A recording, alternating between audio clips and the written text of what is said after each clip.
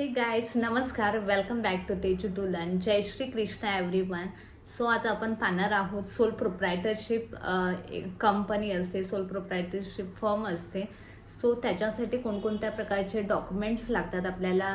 जर एखाद्या बँकेमध्ये अकाउंट ओपन करायचं असेल किंवा एखादी आपली फर्म चालवायची असेल तर त्यासाठी कोणकोणते डॉक्युमेंटची गरज असते, आवश्यकता आहे, ते आपण तुम्हाला मी सांगत आहे. जसं फॉर एक्झाम्पल तुमचं एक शॉप आहे किराणा मालाचं आणि त्याच्यासाठी मग तुम्हाला एक शॉप इस्टॅब्लिशमेंट सर्टिफिकेट लागतं. त्याला फॉर्म ए अशा प्रकारे तो फॉर्मॅट असतो. ते सर्टिफिकेट तुम्हाला लागतं. त्याच्यानंतर उद्यम सर्टिफिकेट असतं, उद्यम आधार लागतं.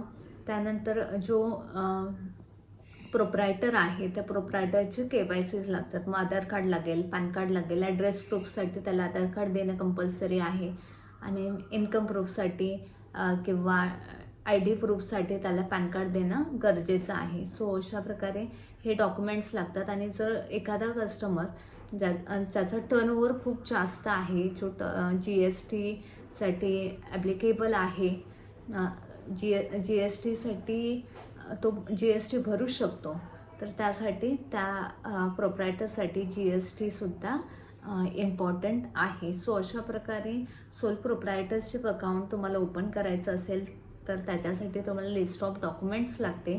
ते तुम्हाला आहे उद्यम आधार, त्यानंतर शॉप इस्टॅब्लिशमेंट लायसन्स, त्यानंतर कस्टमरची GST असेल तर GST, आधार कार्ड, पॅन कार्ड आणि फूड लायसन्स वगैरे. जर तुमचं फूड रिगार्डिंग असेल तर तुम्हाला फूड लायसन्स लागतं.